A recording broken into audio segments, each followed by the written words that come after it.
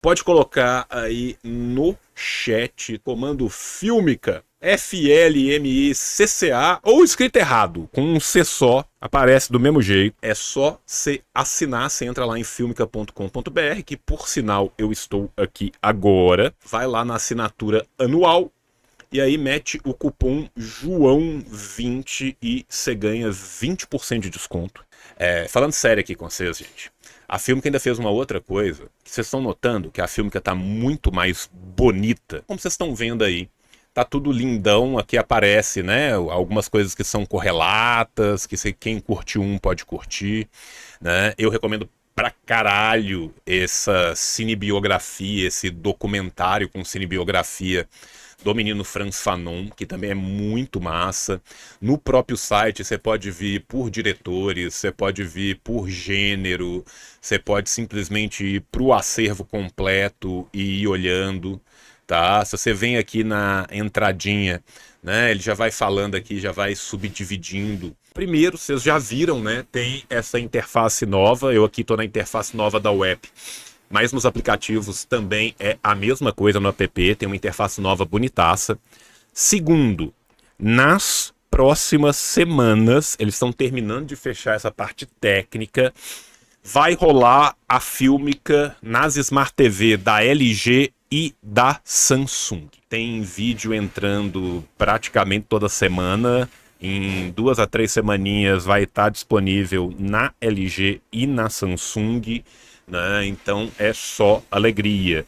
Lembrando também, gente, que Dona Filmica é responsável por boa parte das bibliotecas aqui também. Dona Filmica apoia o tio, não tem vergonha de andar de mão dada com o tio no shopping, não tem vergonha de apresentar o tio para a mãe no almoço de família do domingo. E não somente Dona Filmica está apoiando, né, o nosso canal, como a Dona Filmica também está apoiando os nossos projetos. Contar um negócio aqui, por que Dona Filmica é para casar? Dona Filmica vai ceder uma assinatura lá para o nosso cursinho em Neves, lá para o Curumim. É uma cidade que 93% das pessoas mal tem o 2º grau, né? Segunda cidade mais violenta para mulheres, uma cidade muito pobre. É um local onde as pessoas têm muito pouco acesso à cultura. Vamos fazer sessões de cinema lá no Curumim para as galheres e depois nós vamos discutir os filmes, sentar, pensar junto. Dona Filmica é gigantesca, faz um trabalho maravilhoso, é um serviço de stream que é nosso, né, que tem uma curadoria de arte cabulosa, que tem uma preocupação política que não tem em outro lugar, né? Então eu quero agradecer aqui mesmo de coração a Dona Filmica, que falou: não, vamos ficar mais um mês com você, tá? E depois a gente te tranca na jaula de cachorro louco do comunismo, joga sapole na sua cara e fica te chicoteando. Então evitem, muita coisa boa mesmo, tem clássico, tem coisa nova, tem cinema africano, tem cinema asiático, cole na Dona Filmica, que não dá erro! Beijo do tio, tchau. Falha e falhará, falha, falha e falhará, falha, falha e falhará. Olá, jovens! Estamos no Brasil para mais um react aqui, ó. Estamos no Brasil! Para mais um react, eu quero mandar aqui, ó, beijos. Beijos de luz, Estevão Ferreira. Inclusive, ontem eu tive o privilégio, quero agradecer aqui ao algoritmo do X, algo que eu achei que eu nunca fosse fazer na minha vida. Por quê? Porque ele colocou para mim um tweet maravilhoso do Milton Cunha, que é simplesmente arte. Eu vou tentar colocar ele aqui para vocês. Deixa eu só montar aqui em cima para eu poder ler isso para vocês, porque Milton Cunha é um patrimônio, tá? Este homem é um patrimônio da sandice que é ser brasileiro. E ontem ele nos brindou com essa frase que viverá para sempre nos nossos corações, né? O BBRMCA, esta moça aqui, olha, me segue, Dona Star Girls, beijo para ela. Mandou: gente do céu, acabei de ver o Milton Cunha. Como pode uma pessoa só ser tão deslumbrante? Aí Milton Cunha, um homem que precisa ser tombado pela Unesco, tá? Porque é patrimônio imaterial do Brasil, soltou isso aqui. Eu queria muito saber imitar o Milton Cunha. Eu não sei imitar o Milton Cunha, tá? Mas ouçam, vocês que conheçam, na voz do Milton Cunha. Isso porque você ainda não me viu nu, vestindo 2 gotas de Chanel número 5. Sou Luz del Fuego e sua serpente encantada. Sou Eros, volúzia, volúpia e luxúria. Sou Zaquias Jorge e parto num trem de luxo. Ardida como pimenta, nunca fui santa, mordo e assopra, engulo e cuspo. Ui! Beijos de luz, Estevão Ferreira. Meu irmão, 100% apocalíptico, cara. 100% apocalíptico. Você tem algo que eu venho me apegando nos últimos dias para me manter estável, coeso e preso na prisão de carne, nesse mundo de dor, é esse tweet do Milton Cunha. Então, esse tweet do Milton Cunha é o que eu quero dividir e deixar para todos vocês que estejam vendo esse vídeo e estejam passando por um momento difícil, porque Deus sabe que eu estou, e esse vídeo me fez sorrir, gente. Saca? Esse vídeo me fez acreditar que as coisas ainda valem a pena enquanto nós tivermos, né, pessoas maravilhosas mostrando que o ser humano é o melhor e o pior bicho, igual o Milton Cunha. Meu irmão, tá tranquilo. Agora sim, podemos ir à Dona Rita, que ficou num frame horroroso aqui, tá? Isso, trava, YouTube. É tudo que eu tô precisando hoje, bem. Oizinho. Aqui no Tempero, a gente sempre acredita que é importante começar as coisas do começo. Por isso a gente teve a ideia de oferecer essa série o ABC do socialismo. Obrigado, Rita, por ter feito isso. Obrigado por me deixar fazer os reacts. Obrigado por recomendar os meus reacts, tá, gente? O Gui/Rita é um dos seres humanos mais fantásticos que a gente tem no nosso campo, uma pessoa de uma gentileza ímpar, tá? Então eu quero deixar aqui esse agradecimento por ele, né, pelo trabalho esplendoroso que faz e por mim, né, por ter tido também a possibilidade de fazer esses pequenos apontamentos. Chegamos ao vídeo 10 da série, que é também o vídeo de encerramento dessa nossa jornada. Agora todo mundo chora. Muita tristeza. F no chat. Moçadinha, só para vocês saberem, ao longo dos 10 últimos meses, ou seja, um pedaço desse ano, um pedaço do fim do ano passado, a gente tentou olhar para o que poderia vir a ser esse primeiro passo da gente desmistificar quem são os socialistas, pelo que eles lutam, no que eles acreditam. Do que se claro alimentam. Que numa série de 10 vídeos é impossível fazer isso, mas essa série serve como um catalisador para bons debates. Ao longo da série, eu sempre ia construindo uma jornada de conhecimento, mais ou menos N+1, alguma coisa que veio no vídeo passado e alguma coisa que vem no vídeo próximo. Por isso que eu ameaçava vocês, se vocês não vissem os últimos, os anteriores, os que vieram antes. E olha que coisa boa, agora você que está vendo isso aqui no canal do Tio pela primeira vez, você vai poder ver todos os 10. Porque o Tio fez literalmente todos eles. Uma nova emoção! Hoje, no entanto, como a gente chegou no fim da série, não tem uma ameaça, tem um agradecimento. Em primeiro Só membro não, meu irmão. Só membro não, eu publico os vídeos todo depois, só membro vê antes. Eu sou uma mãe, cara. Eu podia fechar tudo para membro, não fecho. Eu coloco cortadinho, bonitinho, grátis e disponível para todo mundo, tá? O cara que é membro pode ver a live a hora que ele quiser, vai concorrer ao livro, vai ajudar no nosso rolê. Mas o cara que não pode ser, velho, vai ver tudo do mesmo jeito.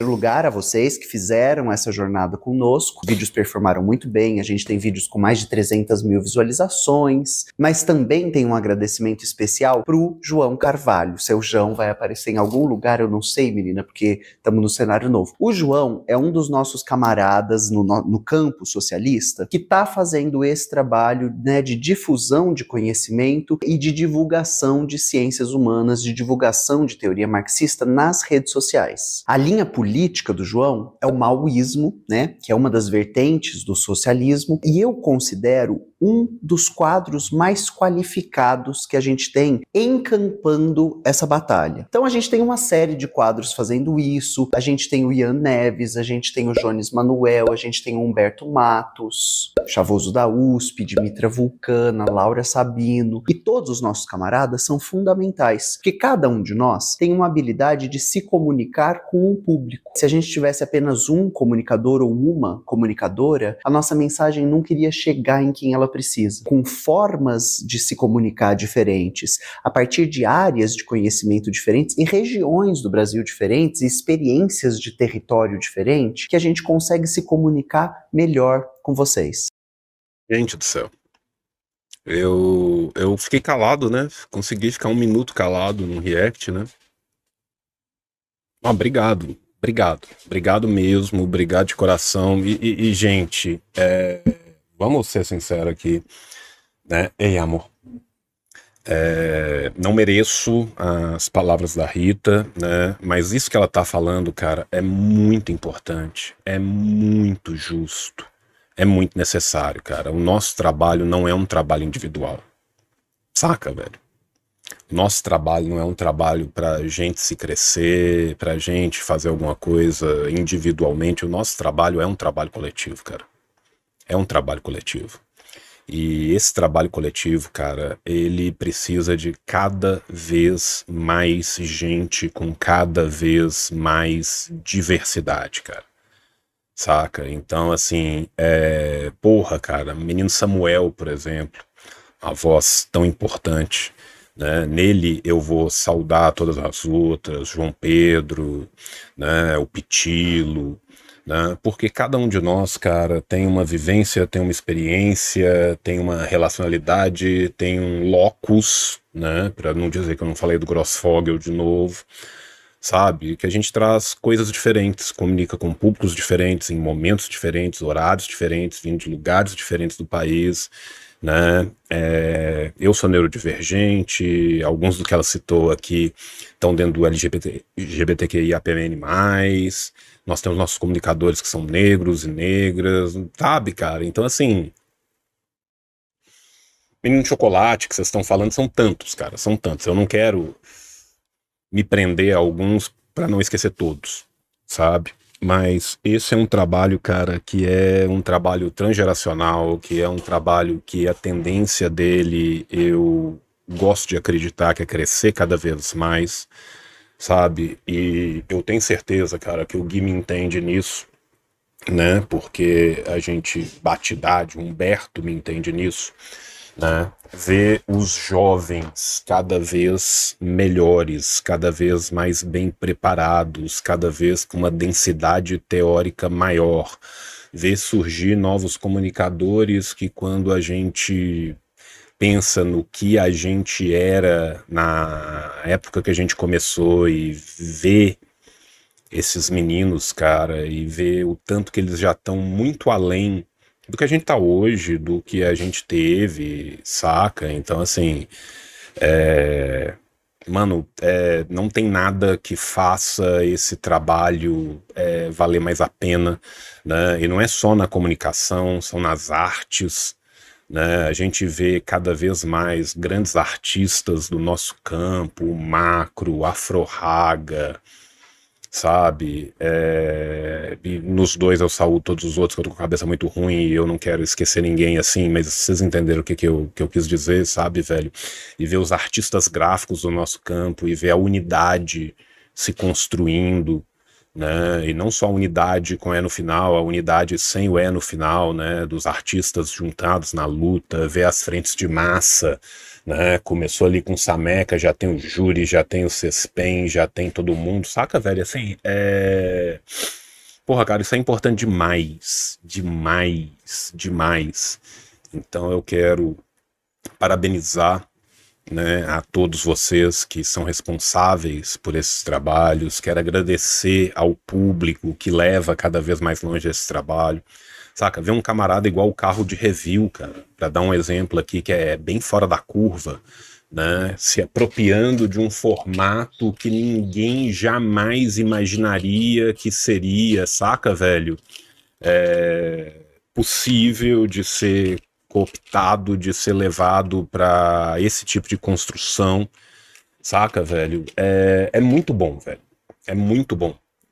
Sabe, o Pedro Daher, cara, o Pedro Daher que é gigantesco, né, um homem radicalizado, um homem que não tem medo, né, de falar as coisas que ele acredita, apesar dos pesares, sabendo quantas portas isso fecha, sabendo as dificuldades que isso vai trazer, né, e ver a militância, cara, nas ruas, nos coletivos, sabe, nos grupos de apoio, né, dentro do meu campo, do maoísmo, ver a AND crescendo tanto, fora também, né, no marxismo-leninismo, ver o tanto que cresce, o quanto os jovens estão se estruturando, reestruturando, é um negócio, cara, que tem muito dia que a gente, sabe, olha pro abismo e o abismo olha de volta e a gente fala assim, porra, cara, eu não aguento mais, saca? Pra mim, deu. E aí você ouve uma dessas, você fala, não posso. Não posso, não podemos parar, vamos respirar e pegar impulso e o pé na bunda leva a gente pra frente e bora dali, né? Então, porra, cara, isso é importante demais, isso é um bagulho que insufla vida de novo dentro da gente, sabe? É isso, a sensação que eu tenho é a sensação, sabe, da reanimação. Né? É aquela coisa que te tira daquele momento e que você consegue, né, ir além, né? Então quero saudar todos os nossos camaradas, quero saudar todos os camaradas também num campo mais expandido, né, que muitas vezes dão lugar, dão voz, dão vez pra gente, né? O pessoal que sabe trabalhar humor com política, que é importante pra caralho,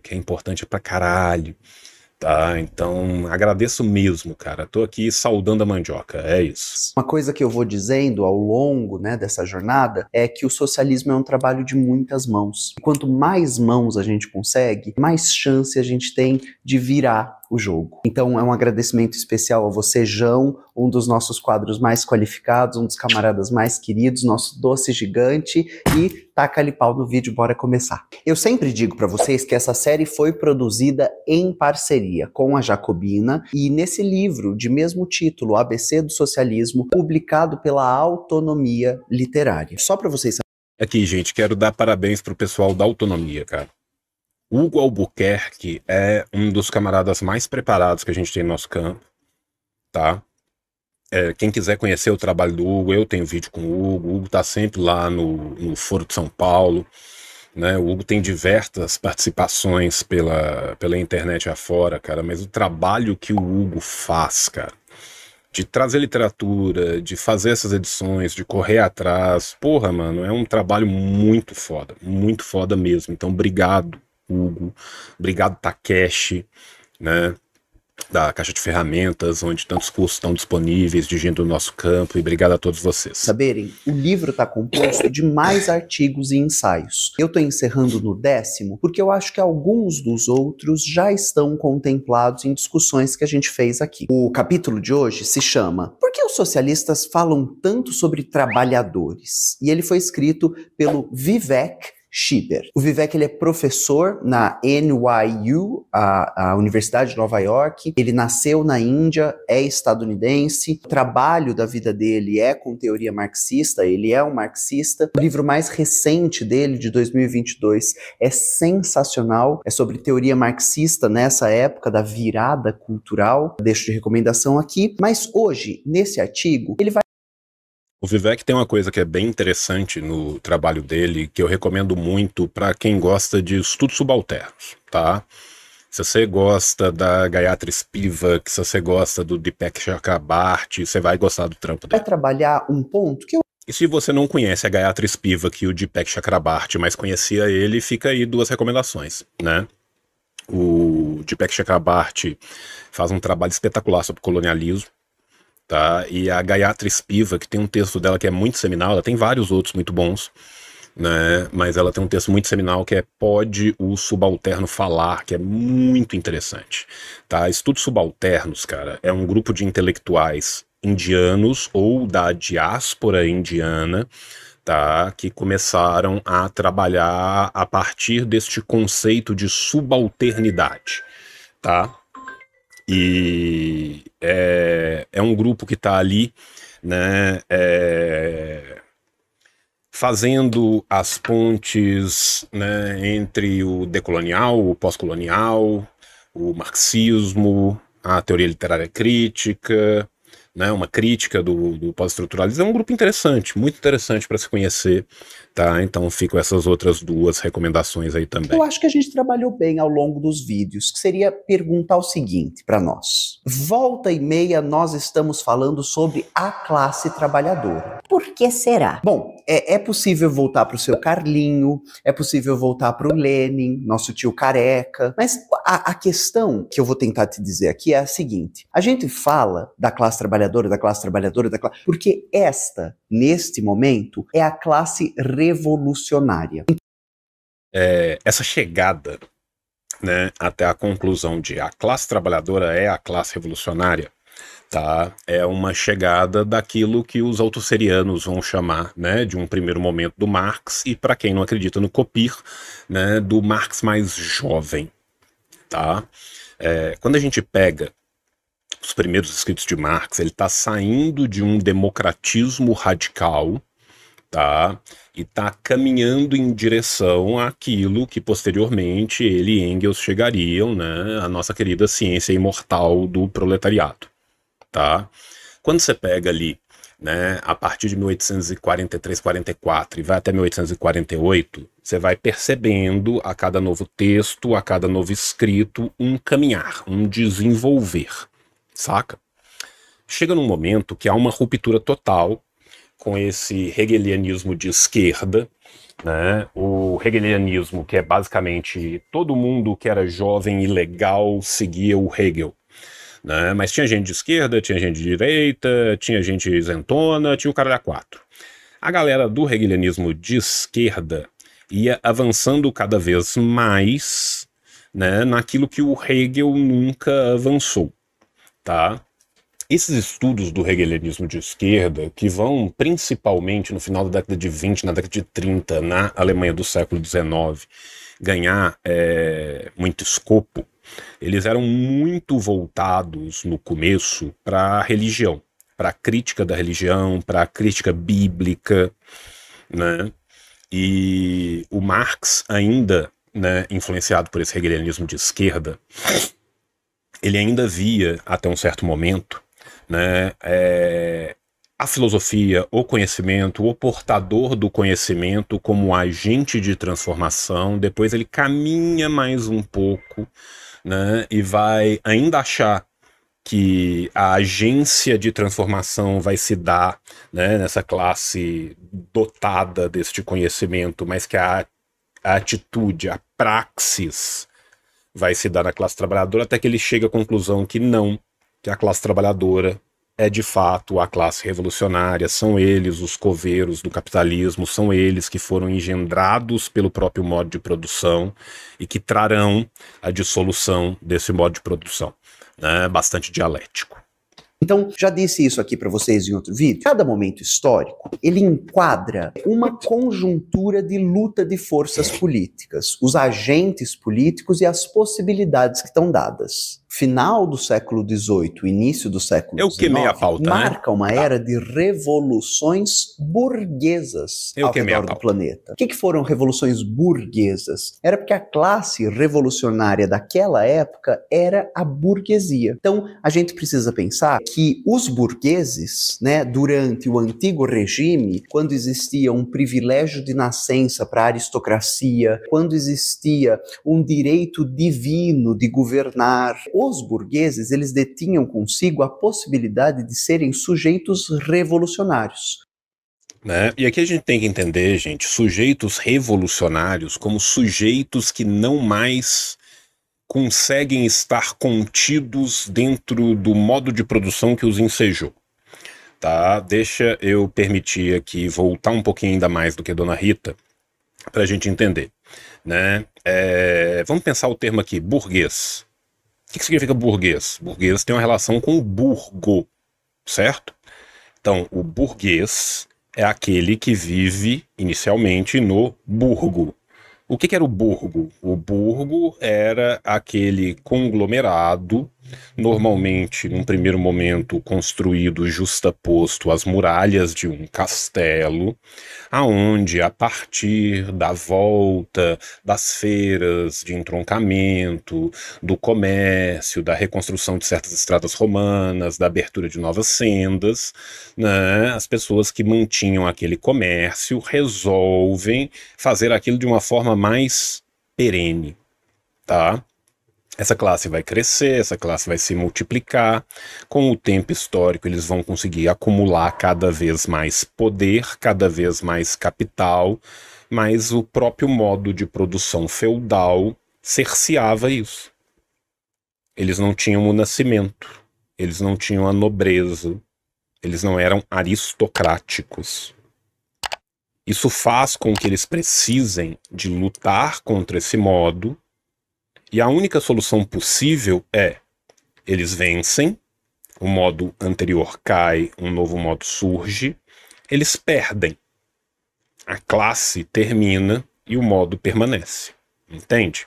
É óbvio que quando a gente fala isso, a gente fala a grosso modo, é óbvio que quando a gente fala isso, a gente não quer dizer que um determinado modo de produção num determinado tempo é o único modo de produção naquele determinado tempo, mas sim que ele é o modo dominante daquele determinado tempo.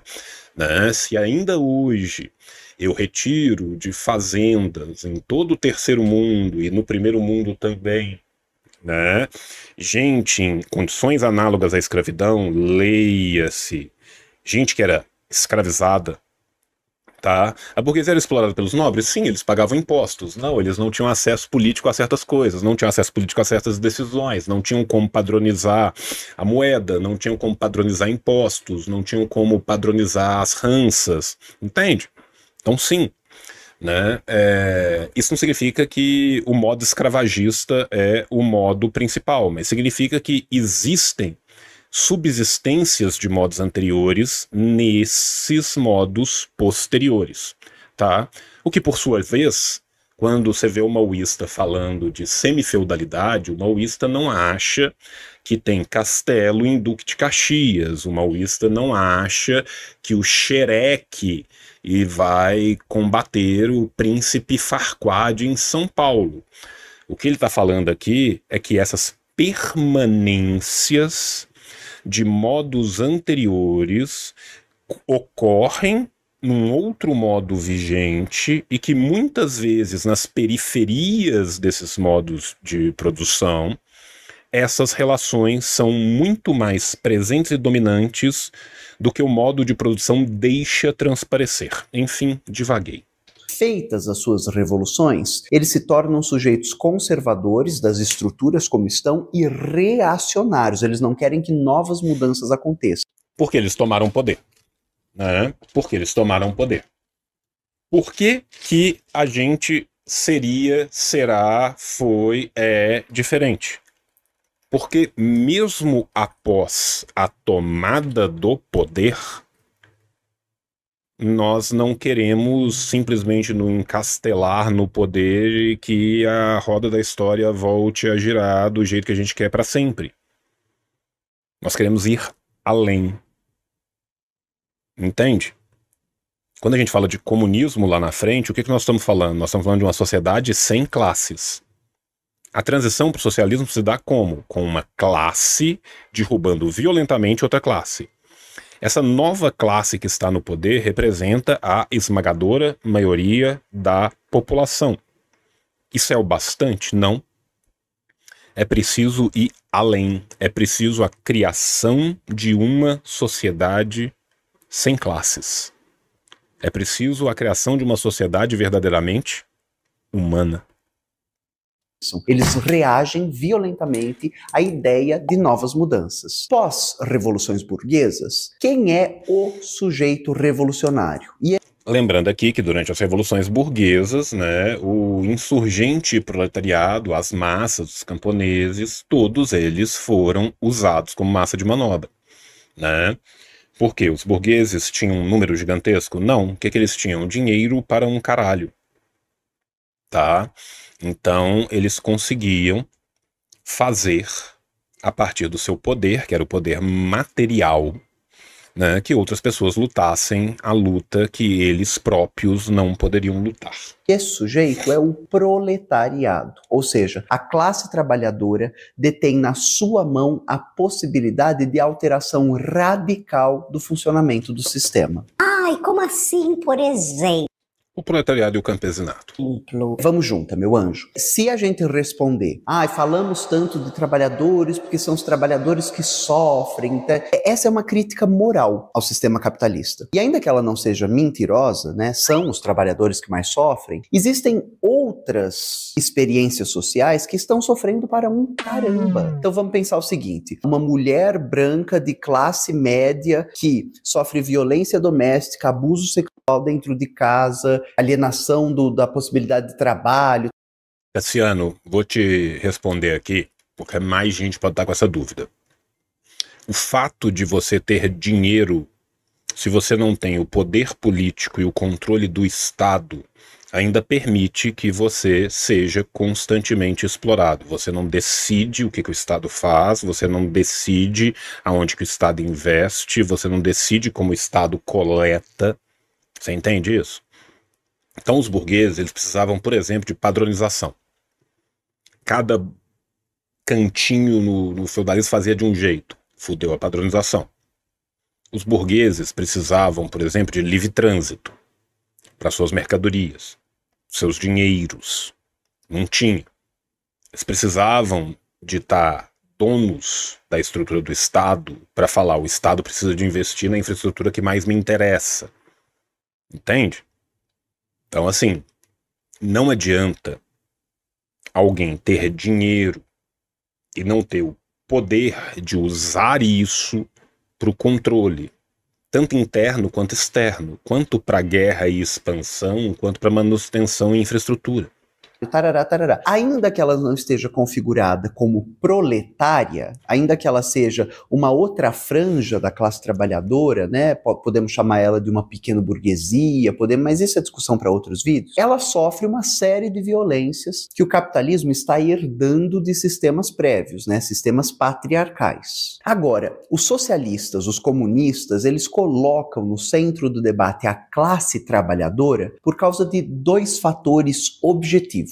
O primeiro deles é que a gente se pergunte, qual é a fonte de toda injustiça na modernidade? Isso é a doutrina liberal! Vai se fazendo essa pergunta, eu vou passar para dois. Quais são as alavancas de mudança do cenário que temos? Então, eu vou fazer aquilo que eu faço, de pausar o vídeo 5 segundos, para você pensar sobre isso. Vê o que veio na tua cabeça. Qual é a origem de toda injustiça, ou a principal fonte da injustiça na modernidade, a partir do que a gente conhece como fim da Idade Média para cá, e quais são as alavancas de mudança estrutural, e não uma pequena reforma, e não uma pequena melhoria, mas uma mudança estrutural que a gente tem. Então, percebe, né? Não uma pequena reforma, não uma pequena minoria, né?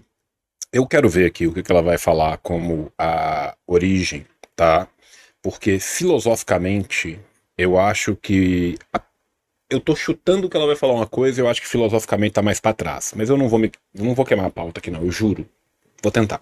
Então valendo, vai pensando aí.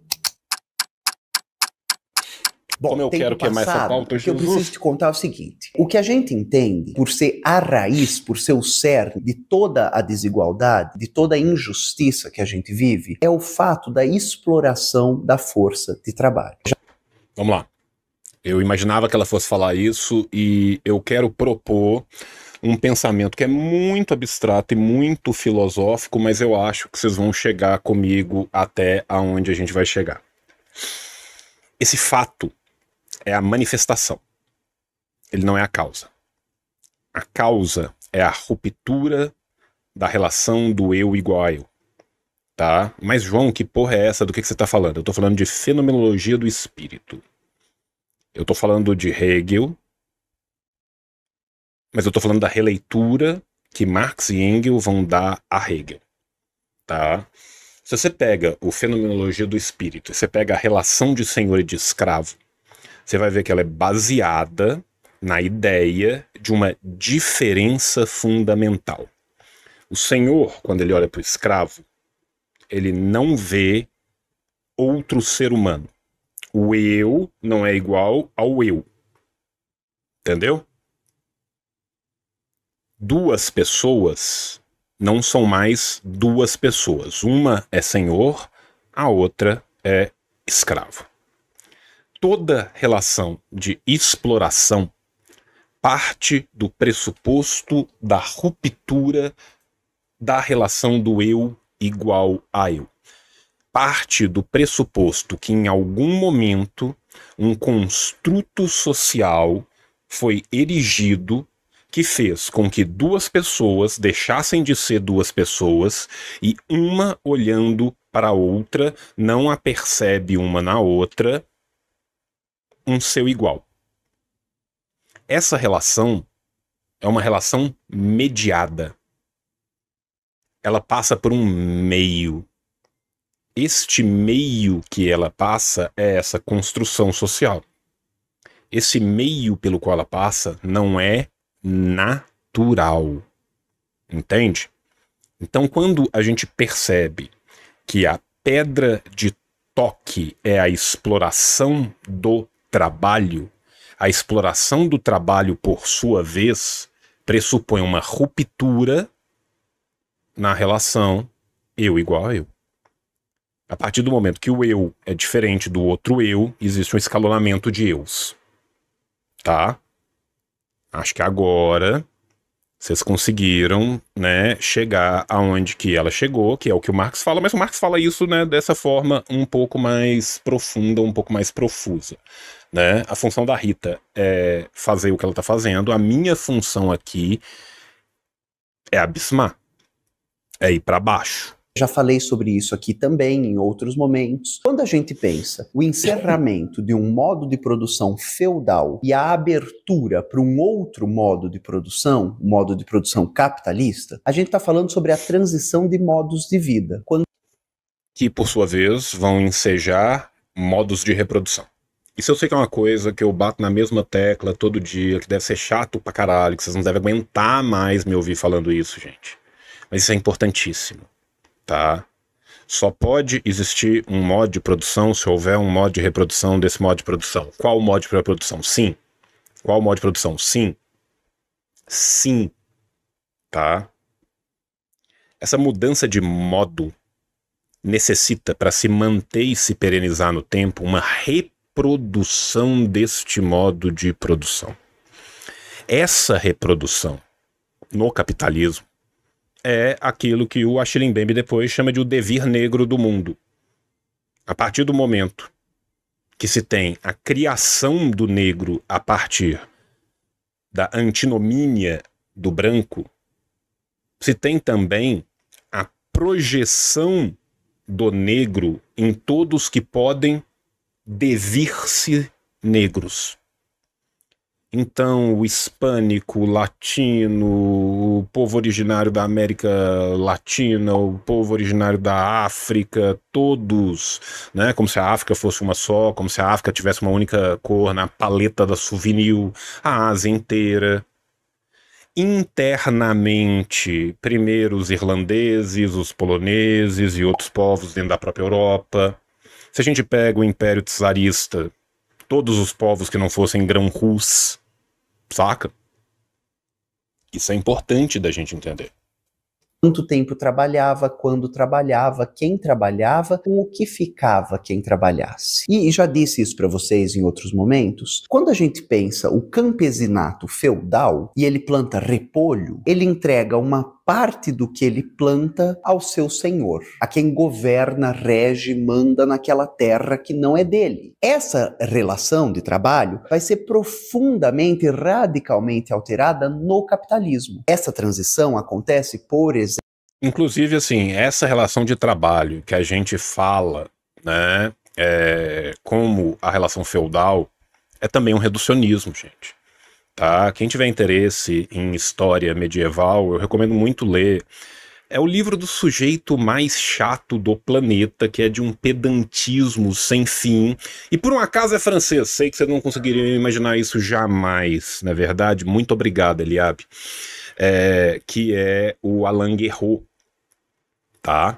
O Alain Guerreau trabalha com o feudalismo como horizonte teórico. O que isso significa dizer? Que o feudalismo é muito mais uma categoria para se pensar essas relações do que aquelas próprias relações em si. Que aquilo que a gente chama de feudalismo não é representante de todas as relações da Europa inteira o tempo inteiro. Aquilo que a gente muitas vezes chama de feudalismo é o representante, sim, das relações entre o Loire e o Reno do século XIII e XVIII. O resto era muito diverso, era muito diferente. Mas ainda assim, diverso dentro de um espectro, diverso dentro de um guarda-chuva. Tá? Esse guarda-chuva, por mais que tivessem certas cores locais, mudanças locais, ele permeava todas as relações. Tá?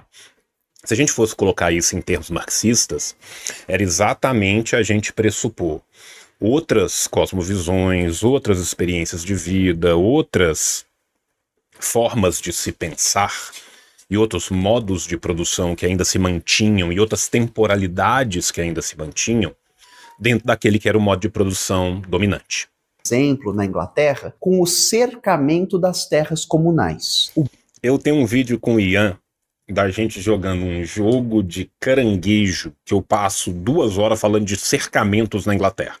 Se alguém quiser conhecer o processo de cercamentos, eu recomendo. O bosque, que era de todo mundo, a floresta, que era de todo mundo, o rio, que era de todo mundo, passa pelo processo de cercamento. O seu Carlinho reflete sobre isso nos seus manuscritos sobre a Lei da Madeira, aqui no Brasil publicado pela Boitempo como Os Despossuídos. Texto escrito na Rheinische Zeitung, a original, ainda daquela fase que eu falei do democratismo radical do Marx. Algo que estava acontecendo, gente, no interior do que hoje é a Alemanha, no século XIX. Percebe as diferentes temporalidades, as diferentes formas de agir, os diferentes modos que vão, né, se mantendo dentro dos mesmos modos? Se você pegar os 7 ensaios do Mariátegui e for estudar sobre o gamonalismo no Peru, você vai ver algo muito análogo àquilo que acontecia na Alemanha do século XIX, que acontecia na França do século XVII, que acontecia na Aquitânia do século XIV.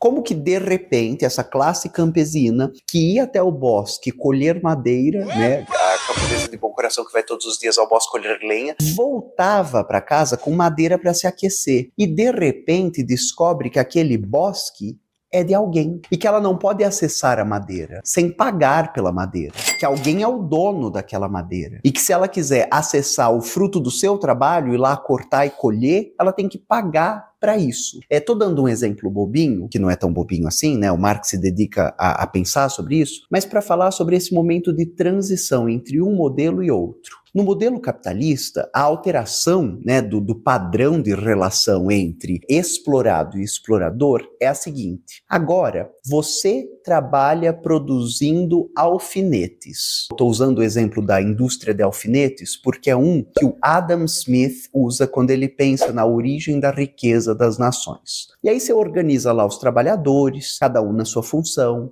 Presta atenção nisso, tá? Presta atenção nisso.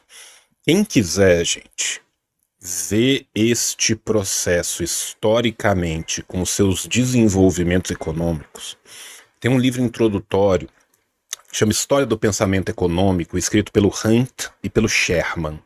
Tá no drive meu, no drive do Loão. Você pode colocar o command drive do Loão, História do Pensamento Econômico, lá você vai achar. Esse livro é ótimo, tá? Para você entender como se dá este processo.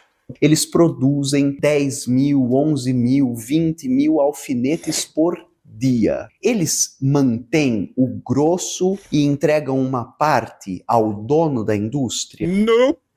Não. O dono da indústria fica com o grosso e entrega uma parte dos alfinetes para os trabalhadores? Não. Não. O dono da indústria fica com tudo, vende tudo no mercado, o fruto do trabalho dos seus vassalos, dos seus contratados, do seu proletariado, e agora ele paga quanto ele achar justo, porque não existia salário mínimo. O salário mínimo é um movimento de luta da classe trabalhadora.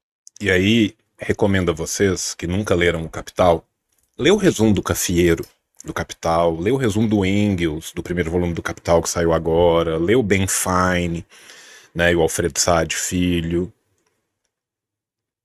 Escolhe. Mas depois que você lê esse primeiro momento, vai lá no Capital e começa a ler os primeiros capítulos. Porque aí você vai entender a função do dinheiro, tá? Aí você vai entender como que a paridade na moeda escamoteia, esconde essas relações de exploração, tá? Dica do tio. Se você quiser entender um pouco mais de economia política, tá? Aí eu te recomendo ler o manual do Astravidianov e do Lápidos. Está disponível no Marxist. Ele paga o quanto ele achar justo, o mínimo do mínimo do mínimo do mínimo possível, para que essa classe que trabalha possa comer, dormir e voltar para fazer mais. E se reproduzir. O que é o salário mínimo? É o salário mínimo para a reprodução da classe trabalhadora. Isso pressupõe cultura? Não. Isso pressupõe descanso? Não. Isso pressupõe esporte? Não. Isso pressupõe leitura? Não. Isso pressupõe teatro, dança? Não. Não. A ideia é que você trabalhe, que você se alimente com o mínimo possível para que você continue trabalhando e que você se reproduza, porque essa rotina de trabalho vai te matar, mas você tem que estar com o seu pequeno brotamento pronto para entrar no seu lugar e continuar fazendo alfinetes. Além disso, a gente tem uma relação, que eu não sei se ela vai entrar ou não, que é a relação de alienação do trabalho. Tá? Antes, o cara que fazia o alfinete, ele fazia tudo. Do começo ao fim. Ele tinha um outro tipo de relação com o trabalho dele.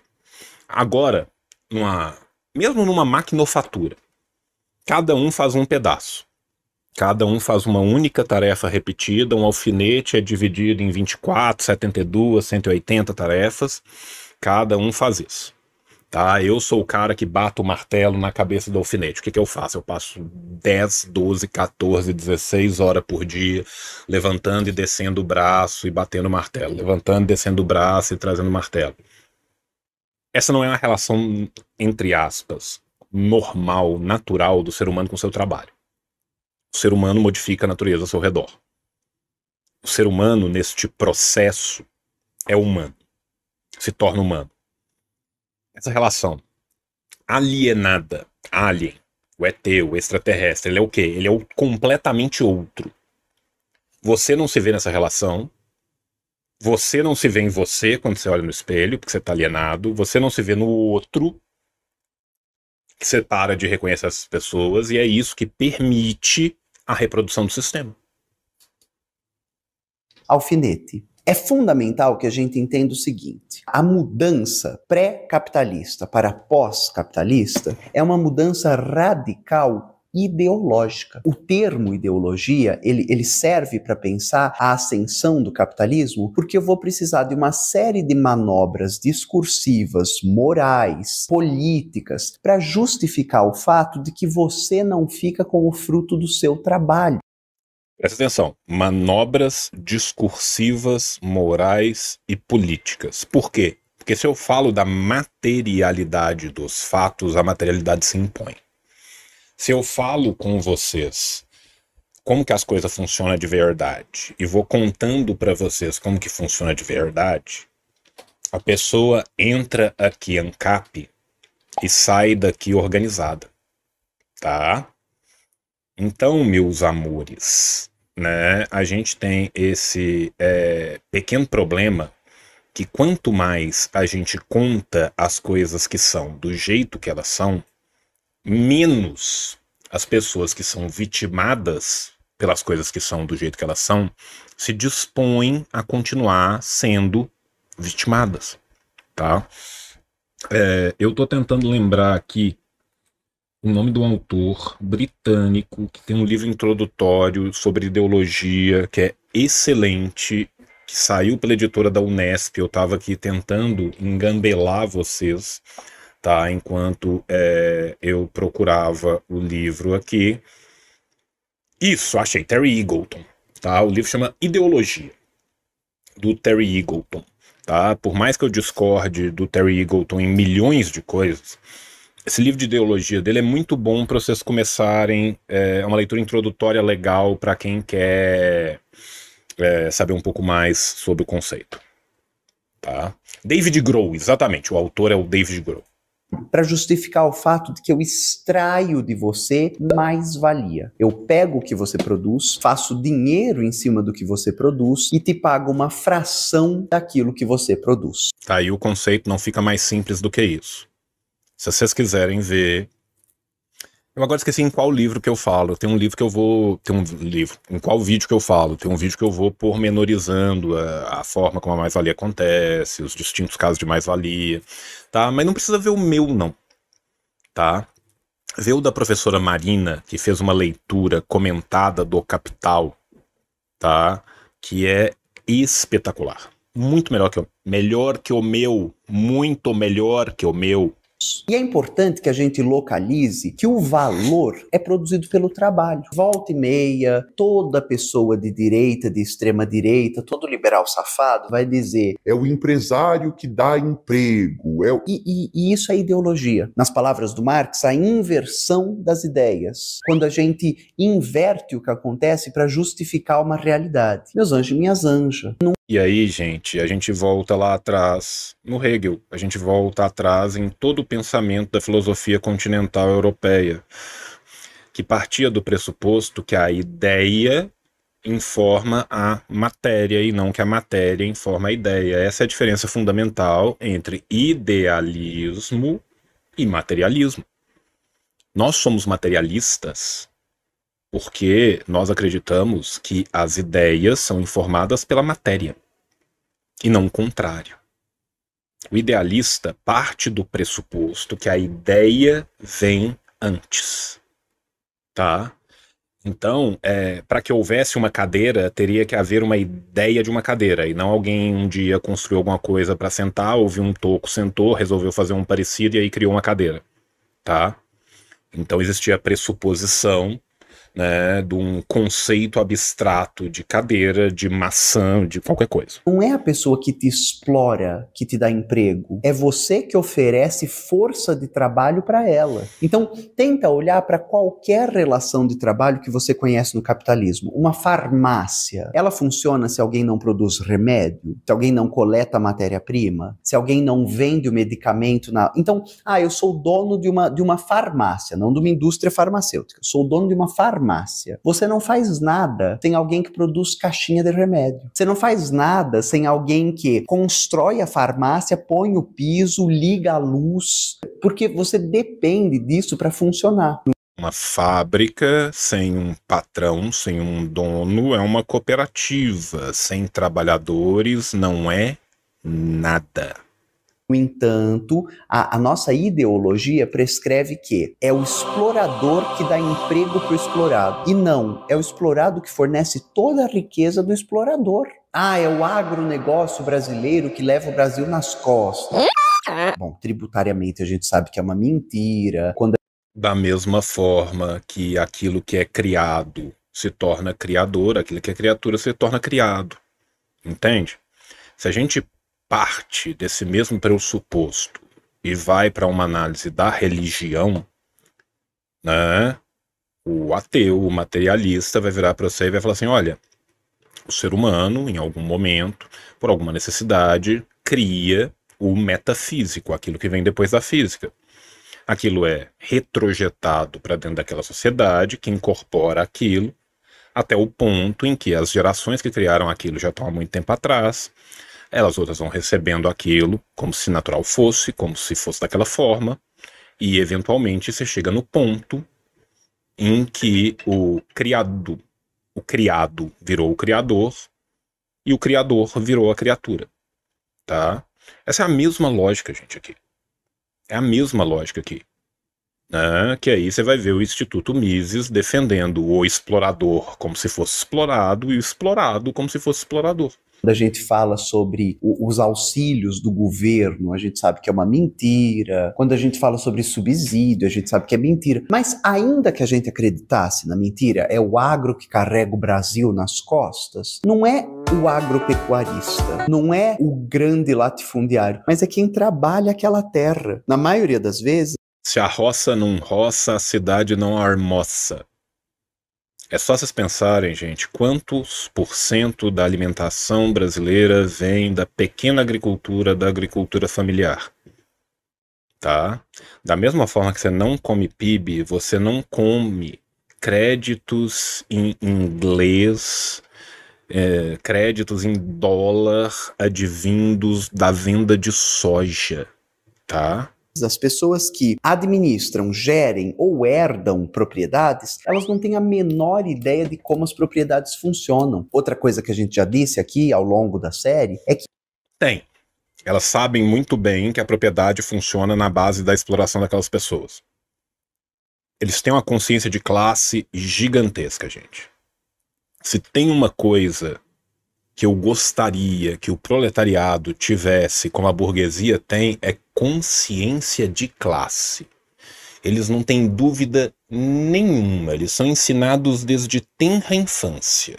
Que hoje pensar em um bilionário é pensar numa classe ociosa, uma classe que não tem mais serventia, porque normalmente os donos de empresas, eles contratam diretores, eles contratam as pessoas que farão contratação de empregados, o RH, eles contratam gestores, eles contratam contadores. Você acha que o latifundiário acorda de manhã, laça um cavalo selvagem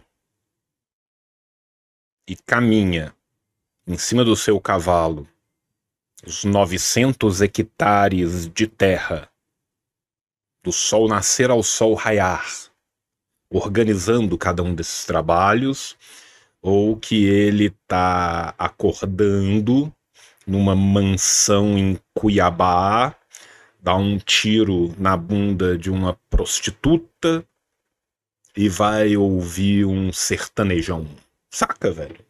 Para fazer os impostos, e o que eles fazem? Nada. No sentido de que o trabalho deles é chupinhar o trabalho dos outros. E a partir do valor produzido pelo trabalho dos outros, pagar o mínimo para esses outros. Então, estruturalmente falando, a gente consegue identificar hoje que já existe uma classe ociosa, uma classe que não faz nada. E tem um curto-circuito.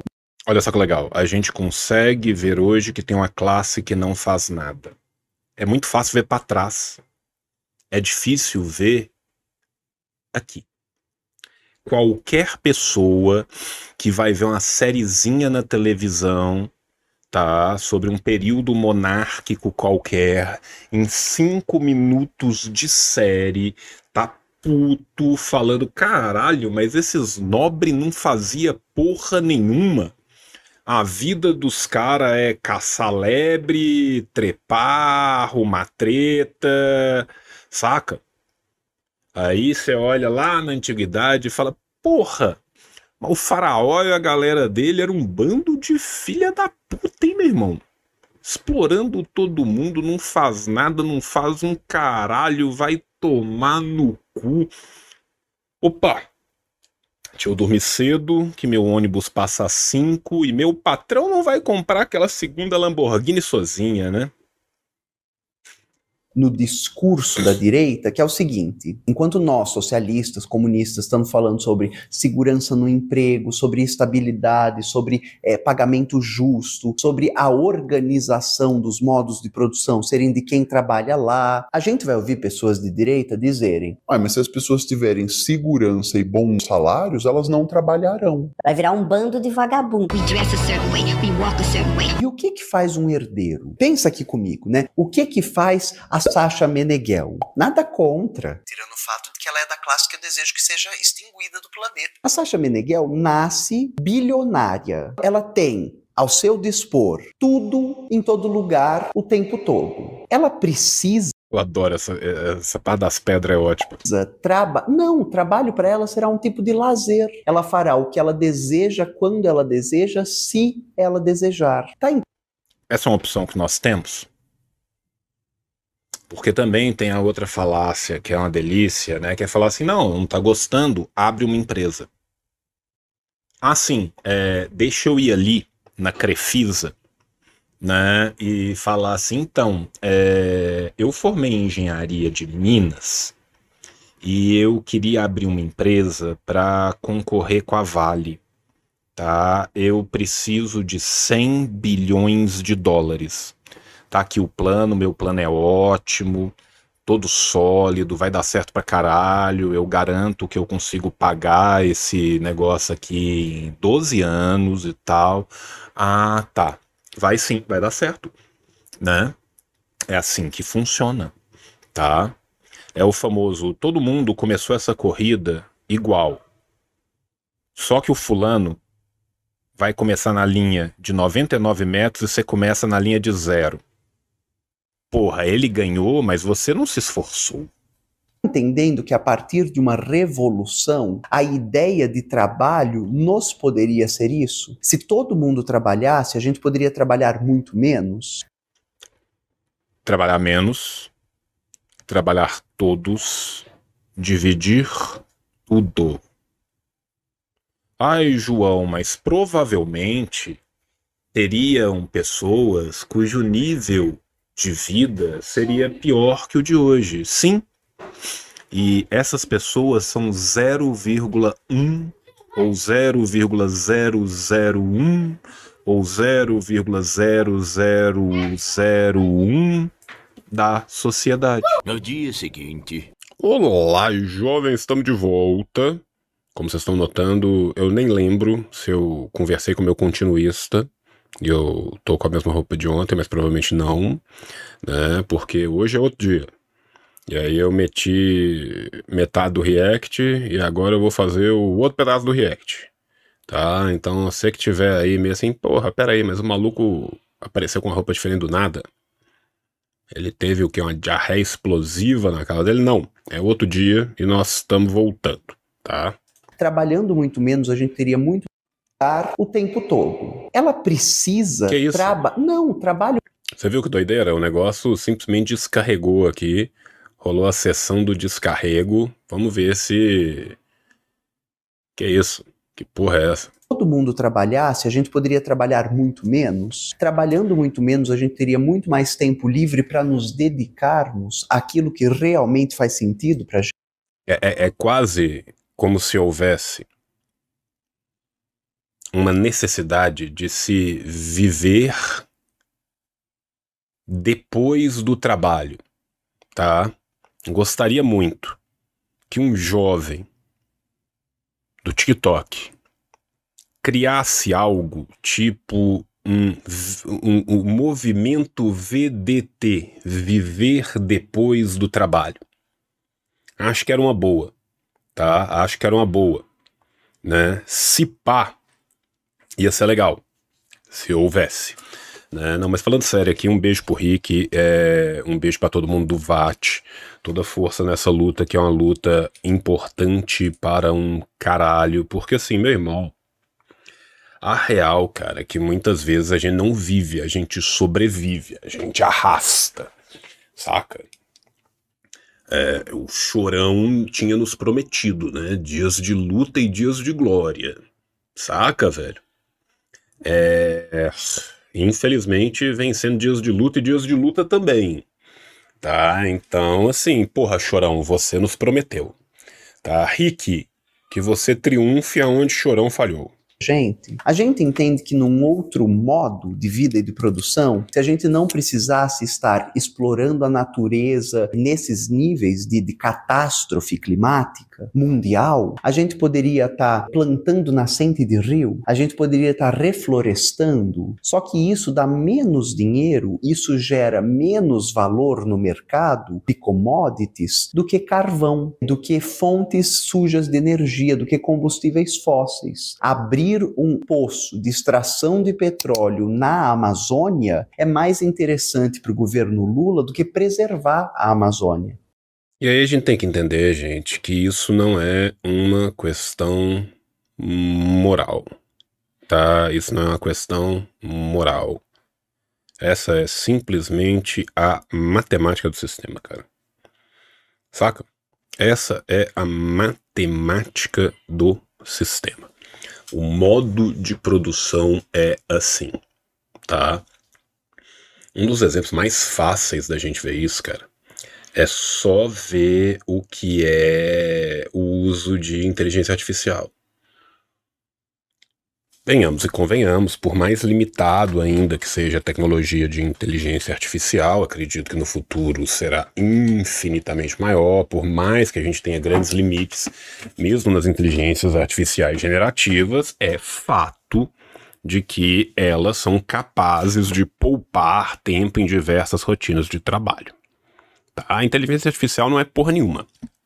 Tá? A inteligência artificial é o que se faz dela. Ela é só um meio. Tá? Se a gente vivesse numa outra sociedade, com uma outra perspectiva societária, que não fosse a de moer e esmagar as pessoas, né? Você poderia chegar num ponto onde, com os avanços dessa nova tecnologia, você simplesmente pudesse pagar mais para as pessoas. Ou pudesse dar mais descanso para as pessoas, né? É isso que acontece? Não. O que acontece? As pessoas são substituídas, jogadas no lixo e prostituídas. Não é à toa que os artistas se uniram, não é à toa que os tradutores se uniram, não é à toa que diversas, né, linhas de trabalho diferentes vão se unindo porque a nossa sociedade come o nosso couro. E foda-se, meu irmão. Foda-se. Saca? E aí, mais uma vez, né, a gente tem que entender que isso não é uma questão moral. Que essa não é uma briga moral. Tá? Que a gente tem que entender que isso faz parte do modo de produção e, por conseguinte, precisa de ser reificado no seu modo de reprodução. Que é menos lucrativo. Então existe esse curto-circuito do discurso que é falar, bom, essa classe vai ser ociosa, ela não vai trabalhar. E aí você precisa falar, bom, e a classe rica hoje faz o quê? Porque o discurso vai embora. Se estabilidade e boa remuneração produzem Vagabundos? toda pessoa de classe média alta para cima é um vagabundo, porque tem estabilidade e boa remuneração. E, no entanto, pega um médico, E aí, sabe o que é engraçado, cara? Você tem essa falácia, né, de que assim, e o trabalhador estável, o trabalhador melhor remunerado, ele não produz. Aí você pega a pandemia e um tanto de gente, né, teve que ir trabalhar, entre aspas, em casa. Né? Por que eu tô falando assim, entre aspas, né? Porque você foi forçado a virar um escritório, que era uma merda, mas do outro lado, as pessoas que estavam trabalhando em casa tinham a oportunidade de ficar com os membros da sua família, né? Depois que as coisas se regularizaram, se normalizaram um pouquinho, de viver mais próximo dessas pessoas, de levar um filho numa escola, num médico. E a produtividade subiu, cara. Em média, a produtividade subiu pra caralho. Só que aí você tem um tanto de aluguel, um tanto de espaço vazio, um tanto de contrato que estava firmado. Então volta todo mundo pra fazer reunião no Teams de outro lugar. Saca? É óbvio que isso é uma faca de dois gumes, né? Uma faca de dois legumes, né? E aí você fica muito mais disponível, você acaba trabalhando em vários horários, o pessoal manda as coisas o tempo todo. Acontece. Ainda assim, né? Isso foi um momento onde um mínimo de possibilidade de convivência social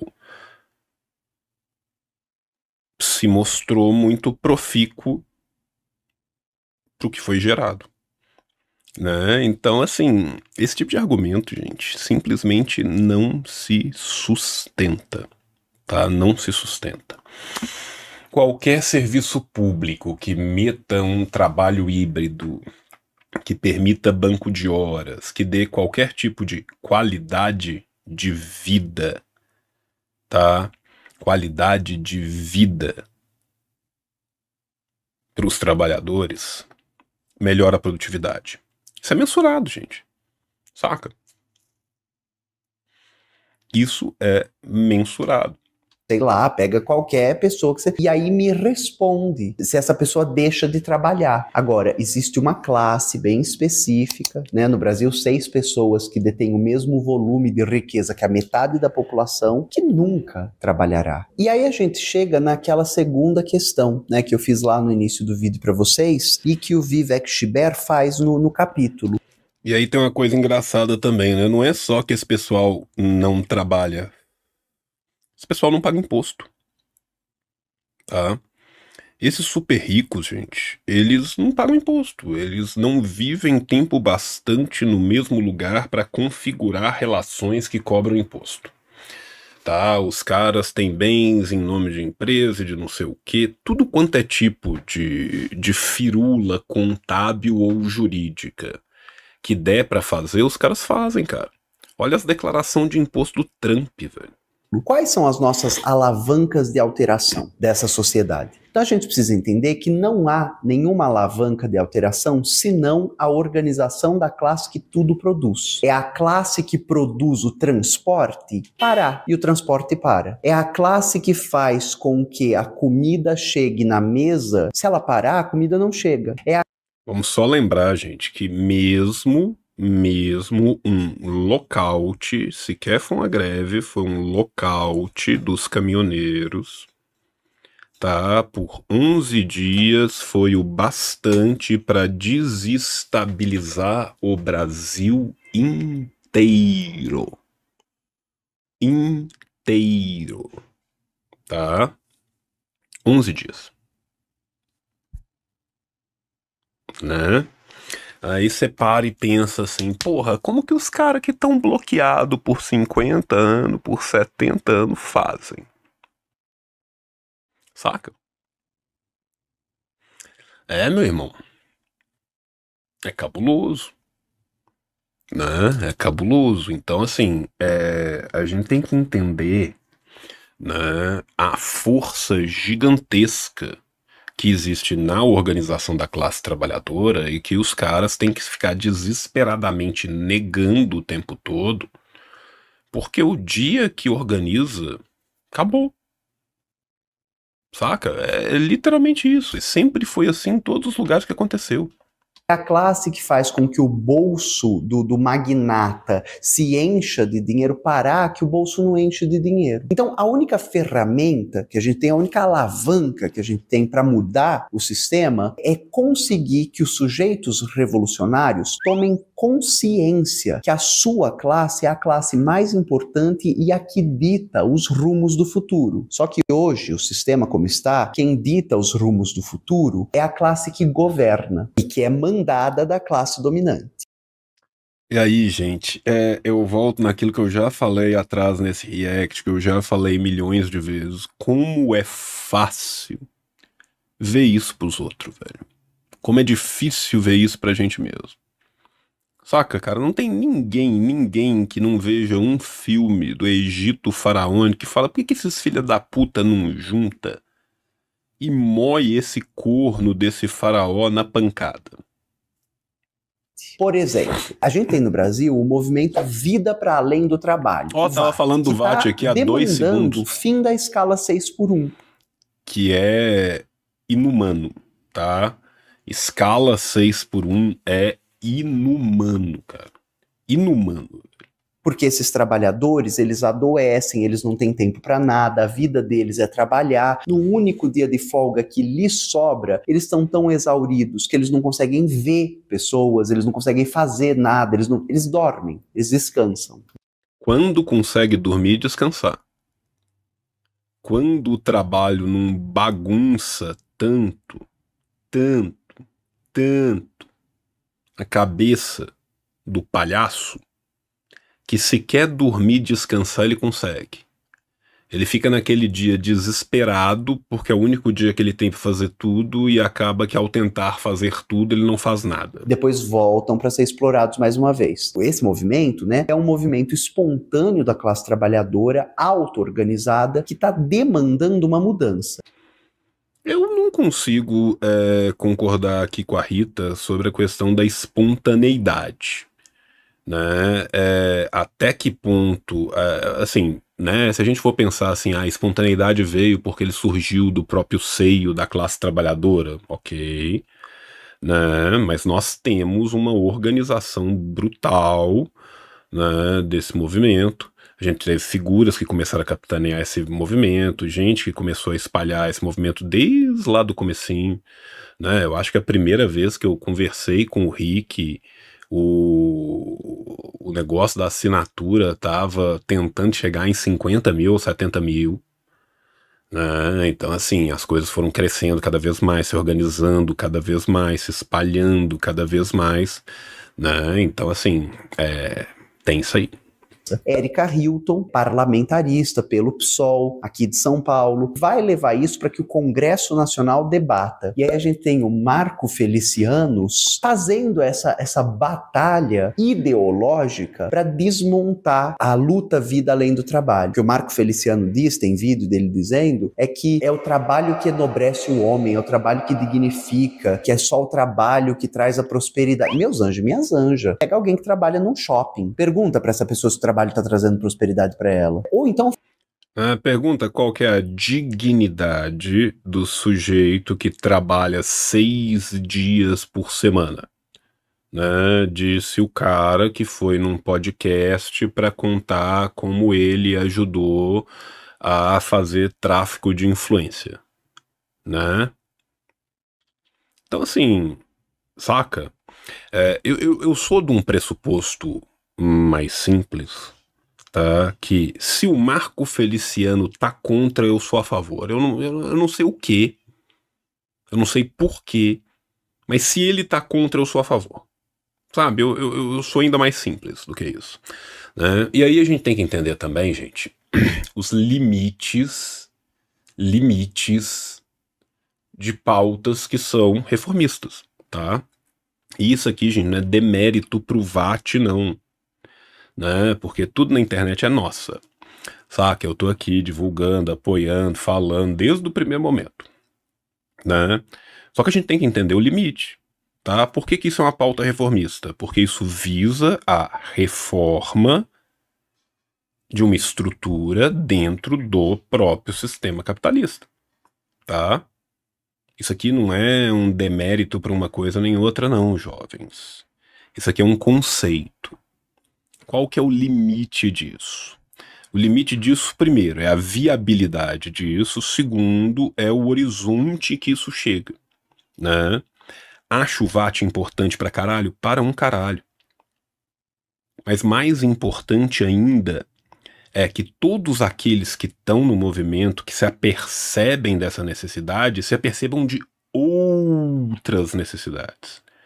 Que o VAT chegue para organizar a classe para além do VAT, saca?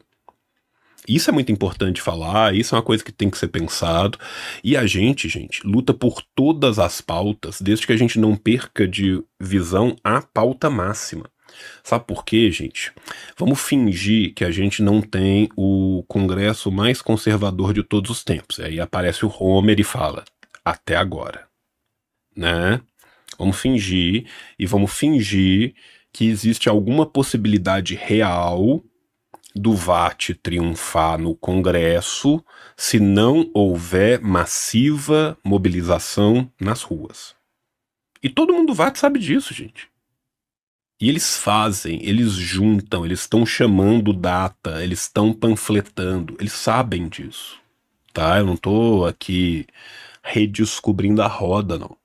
Tá? Eles sabem que só com muita pressão popular é que existe a possibilidade de constranger o bastante a galerinha na época próxima de votação pro cara falar, não, vamos soltar essa merda aí, a gente perde esse anel, mas não perde o dedo, né? Só que beleza, cara. Na hora que regulamentar isso, tem mais outros 12 milhões de coisas para se regulamentar. E, em última instância, mesmo que se regulamente tudo ainda são migalhas comparadas ao banquete. Entende? Então, assim, todo o apoio ao pessoal do VAT. Mas a gente tem que entender que a luta não termina aqui, a luta começa aqui. Você entende a diferença? Né? E isso é uma coisa que não pode ser perdida de vista. Isso é uma coisa que precisa de ser organizado para não ser cooptado, para não ser tirado.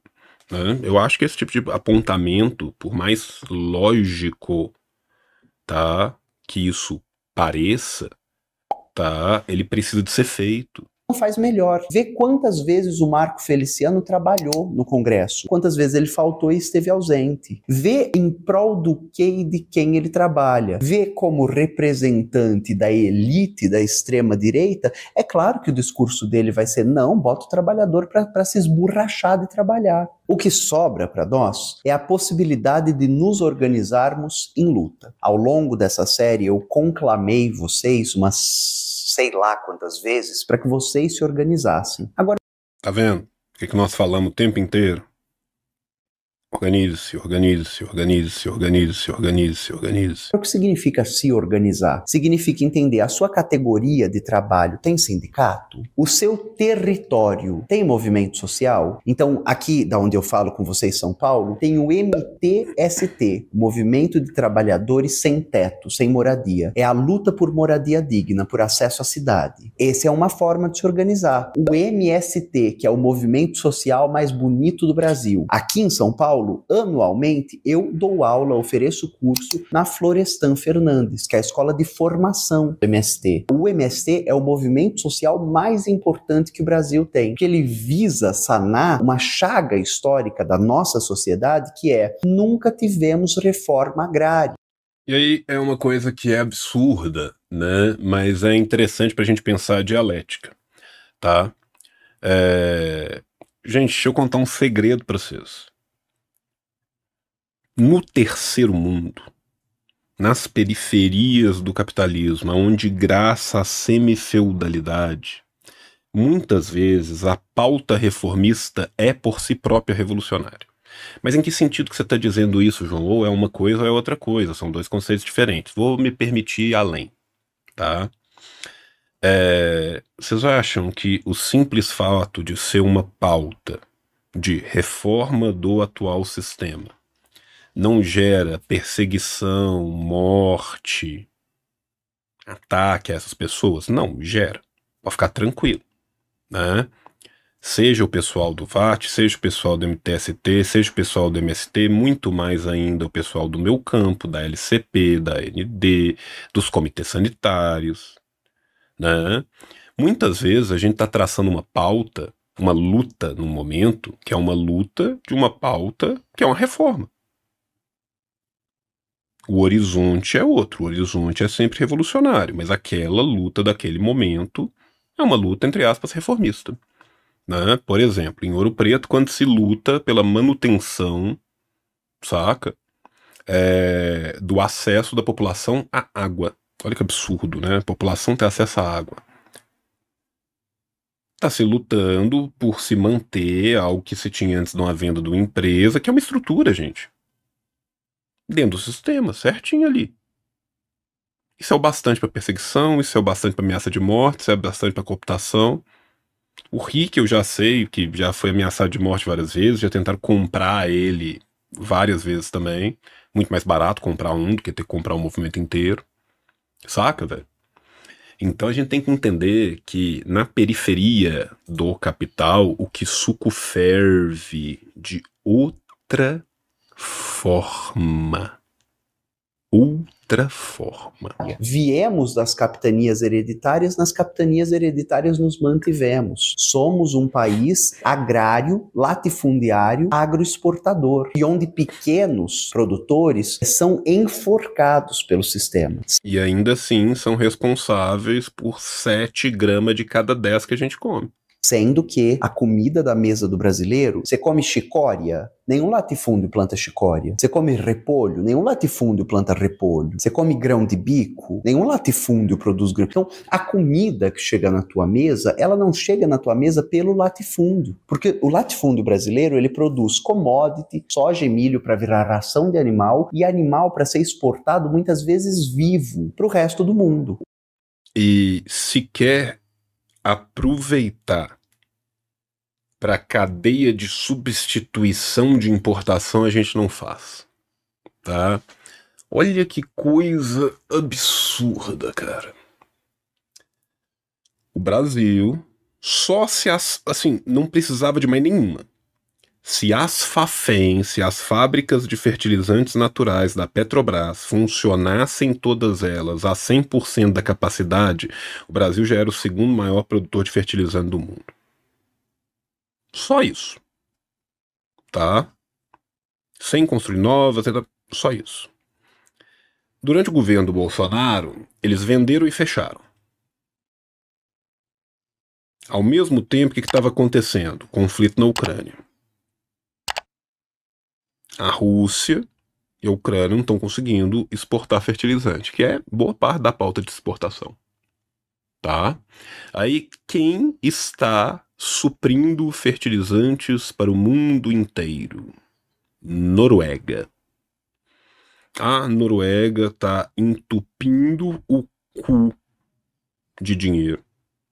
Não que precisasse. Tá? Sendo que a gente poderia muito bem não apenas fornecer isso para o mercado interno, substituindo a necessidade de uma importação e tendo soberania sobre a nossa própria produção de alimentos, que a gente não tem, como mandando o excedente para fora, juntando lindas divisas que poderiam ser usadas, por exemplo, para perdoar as dívidas dos pequenos trabalhadores rurais. Saca, velho?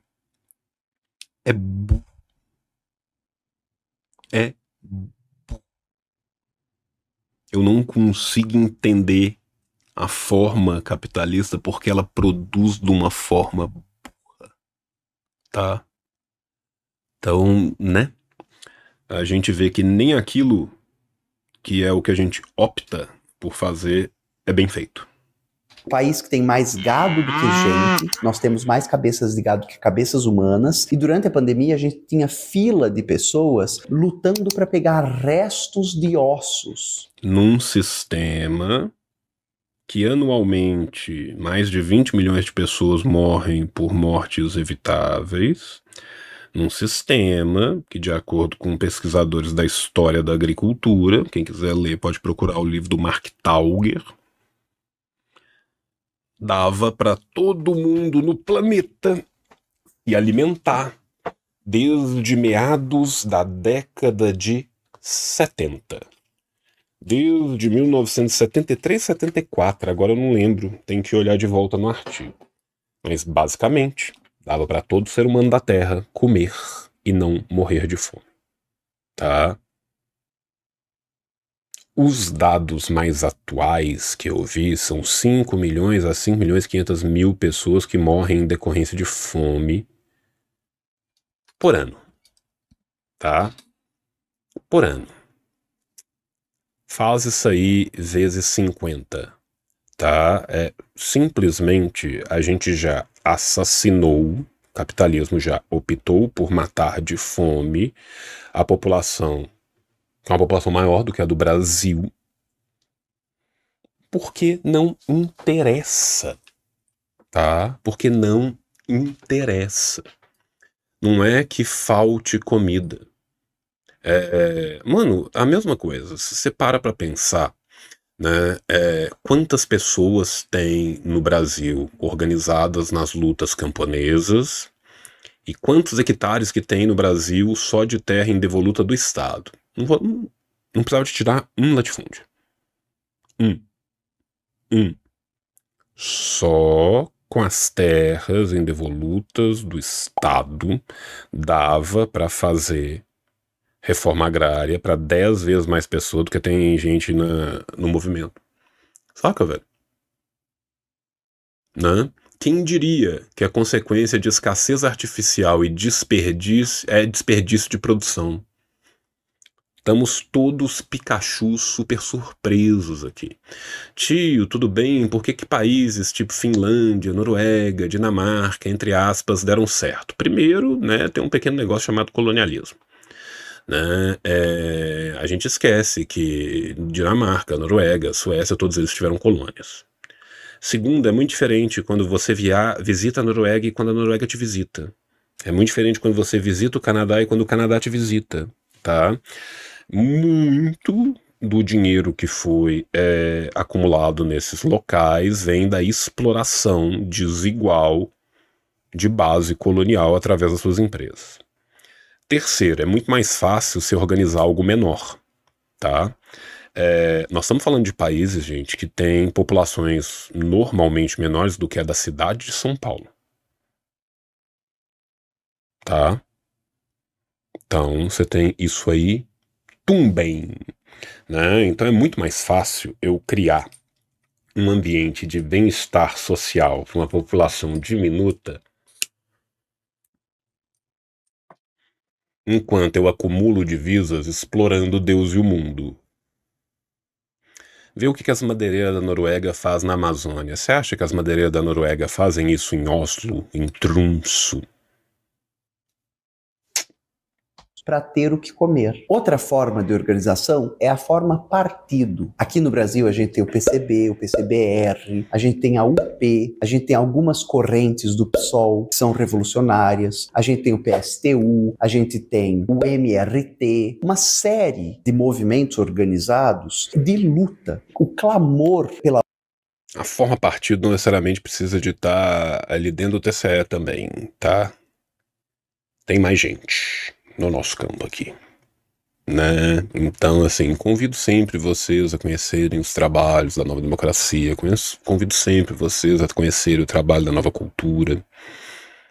A organização é porque curtir, compartilhar e comentar não é organização. Organização é o que os estudantes e os professores estão fazendo no Paraná, frente à ameaça da privatização das escolas públicas. Organização é conseguir tomar a Câmara. Organização é conseguir fazer com que as nossas vozes sejam ouvidas. É paralisar um setor estratégico. É demandar uma mudança, sabendo que, a depender da correlação de forças, o que acontece é o Lula dizer que não tem motivo para greve de professores universitários, os prédios.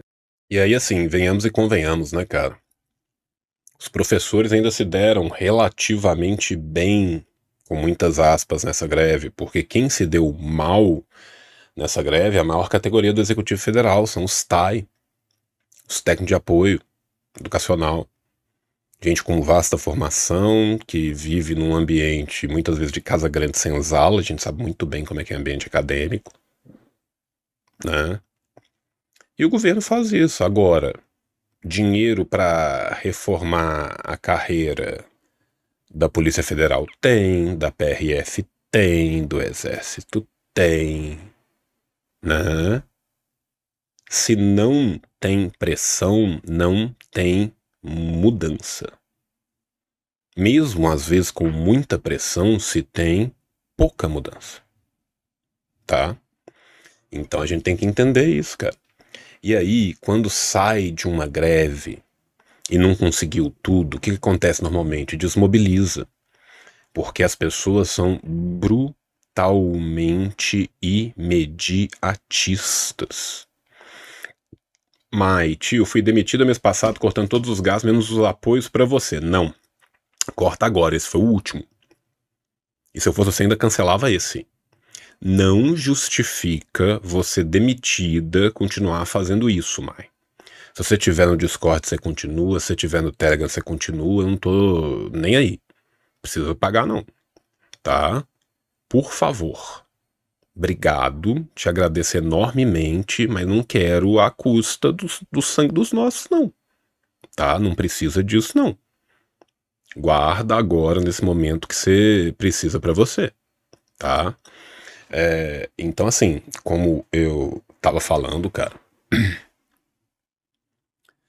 as pessoas se desmobilizam depois de uma greve. Por quê? Por causa do imediatismo. Ah, eu quero conseguir tudo agora e de uma vez só, e preferencialmente sem esforço nenhum. Não é assim que funciona. Não é assim que funciona. Quando a gente fala de derrota em derrota até a vitória final, é isso. É isso. Mesmo diante de uma, entre aspas, derrota, ou de uma vitória de pirro, ou de uma vitória parcial, a gente tem que entender que aquilo é construção de organização da classe. Que se manter junto, a próxima será melhor. Que a gente aprende com os erros para errar diferente até o dia que a gente acerte. Isso é importante.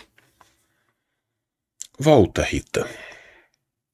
Caindo aos pedaços, a falta de recomposição salarial, a falta de plano de carreira, a falta de possibilidade de promoção. Não, mas não tem motivo para ter greve. E assinar um contrato falso com um sindicato falso de professores. Tem isso também, né? E você acha que o governo não sabe, gente?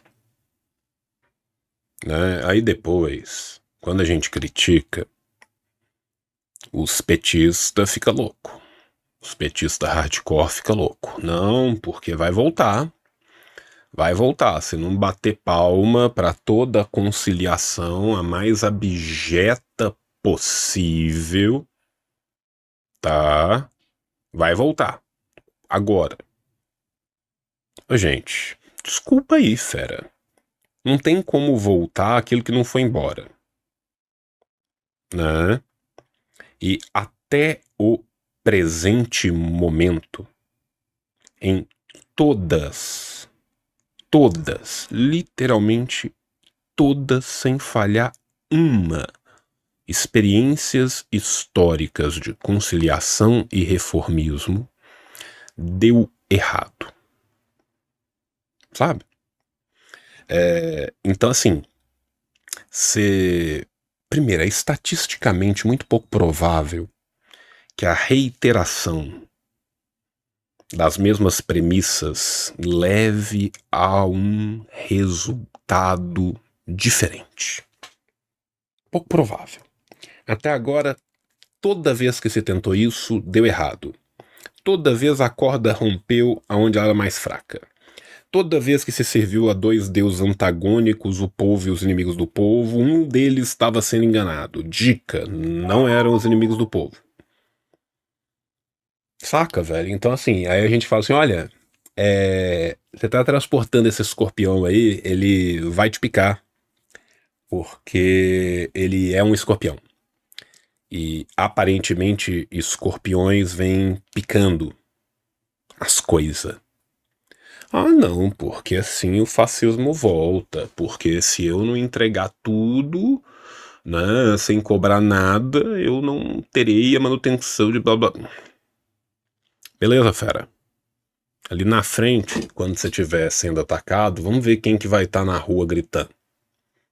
Um sindicato fantasma, esvaziado, que representa menos de 15% da categoria. Por que que a luta e a organização são fundamentais? Porque são as únicas ferramentas que a gente tem. A gente não controla os poderes repressivos do Estado. A gente não tem acesso às armas. Lembra quando tem a queda da Bastilha? As armas estavam com a nobreza. A burguesia vai lá, a burguesia e os trabalhadores, e conseguem tomar as armas. Então, a gente não tem acesso aos poderes repressivos do Estado, a gente não tem acesso às armas. O que a gente tem? Força de trabalho. Se a gente para de vender a força de trabalho, a lógica de exploração para. É a nossa única ferramenta. Quer dizer, a primeira, né? Organizado você descobre outra. E aí fica o clamor para que, se você acompanhou essa série, a formação é fundamental. A informação é fundamental. Só que se você estuda demais e não faz nada com o seu estudo, a depressão é o resultado. Para não cair na apatia, no marasmo, no é só isso, não tem mais jeito, acabou, boa sorte. O que ainda, essa moça ainda dizem que é bolsonarista até o talo, né? Luan, sou servidor temporário, uma semana vai ter uma greve. Nunca passei por isso. Falaram de ir lá, bater o ponto para não perder contrato, pagamento, será que devo? PS, claramente estou apoiando a greve. Quem te falou para ir fazer isso foi seu sindicato? Ou não? Porque deixa eu te contar um segredo. Né? Se o seu sindicato está querendo fazer uma mobilização padrão, né, só para o pessoal bater e ficar lá dentro e não fazer nada e tal, aí beleza, é a tática do seu sindicato, aí quem sou eu para discutir com o seu sindicato? Imagino que eles tenham discutido isso na plenária antes de fazer, tá? Se quem falou isso foi um brother, foi um maluco qualquer, aí são outros 500, meu irmão. Tá? Por quê? Porque normalmente o que o comando de greve faz quando a greve vai ser interrompida e vai ser negociada? Voltar ao ponto de todo mundo que estava em greve, porque é direito do trabalhador fazer greve. Tá? Então, assim, eu quero que você veja de onde que veio essa informação, quem te deu essa informação, e caso essa informação não tenha partido do seu próprio sindicato, converse com o seu próprio sindicato. Tá bom? Enfim.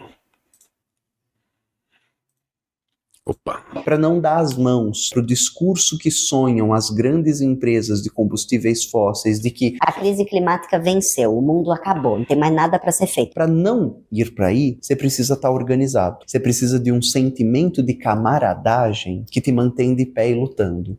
Sobre esse sentimento de camaradagem, a gente fez um Revolution bem interessante, né, sobre o livro Camaradas, da Jodie Dean, né, que eu acho que é bem interessante para a gente pensar esses laços, pensar qual que é a importância desses laços, e qualquer pessoa, gente, que se organiza, sabe muito bem, mas muito bem, a importância desses laços, o quanto isso nos fortalece, o quanto isso facilita a nossa vida, as nossas lutas, né? Então, recomendo. Você precisa pensar global e agir local e perceber como cada ação sua muda, mesmo que de forma sutil, a realidade ao seu redor. Por que será que a gente não cansa? A gente cansa. Por que será que a gente não para? Porque a gente vê como o nosso trabalho produz essas pequenas alterações na vida do povo. Agora, o nosso sonho é produzir grandes alterações no sistema da sociedade para que ela possa ser a sociedade do povo. Então, olha só, isso aqui é importante demais, tá vendo? O que ela tá falando aqui, gente? Não é questão de abandonar as pautas, entre aspas, mínimas, as pautas economicistas, para usar o termo do Lenin, as pautas do dia a dia. É nunca perder de vista a pauta máxima. Qual que é a função de todo e qualquer comunista brasileiro? A Revolução Brasileira. Daqui até lá, Tem que ser construído o resto, tem que ser pavimentado o caminho. Entende? Para isso, vai precisar dos sindicatos fortes, vai precisar de um movimento popular forte, vão precisar de diversos movimentos, a forma partida vai ter que estar fortalecida, vão ser precisos de grandes vitórias da classe trabalhadora para ir trazendo cada vez mais para dentro. É isso, gente. Saca? É isso. Tá? Então, pensem nisso, jovens. Tá? Então é isso, a série se encerra por aqui, recomendo a leitura e peço que vocês acompanhem a próxima série que a gente vai fazer, que vai ser uma espécie de nível 2 da nossa discussão. A gente volta mês que vem. Beijinho, tchau! Ó, jovens, né? Eu sem nem saber qual que vai ser a próxima série, já estou me colocando aqui à disposição para fazer exatamente a mesma coisa que eu fiz na primeira. Acho que é um trabalho legal, acho que é um trabalho que colabora, acho que a gente expande essa construção, tá bom? Então o tio também estará presente nesta segunda série, tá? Obrigado, camarada Kenny, mandou aqui, né? De pauta mínima em pauta mínima até a pauta máxima. E a Rosa tá falando que o núcleo MLC da TI tá organizando um projeto, precisa de alguém experiente com sindicatos para responder algumas perguntas. Você ajudaria? Se tiver no meu alcance, sim, me manda um e-mail, eu leio, o que eu souber eu te falo, o que eu não souber eu passo pra gente mais gabaritada do que eu. Né? Porque, por exemplo, tem uma parte jurídica que a legislação muda muito com o tempo. Né? A última vez que eu participei da fundação de um sindicato foi em 2009. Né? Então, assim, dependendo do que for, dependendo se for uma parte jurídica mais dura, eu de fato não estou atualizado na legislação, mas eu conheço muita gente que trabalha com isso, tá? Então, pode mandar o e-mail que o tio tenta ajudar na medida do possível. No mais, obrigado a todos vocês que vão ver um vídeo gigante de 1h40, de 1h30 na noite do sábado.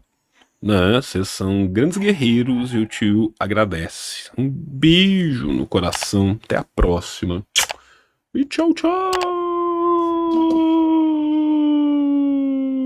O capitalismo falhou, falha e falhará em cada uma das sociedades aonde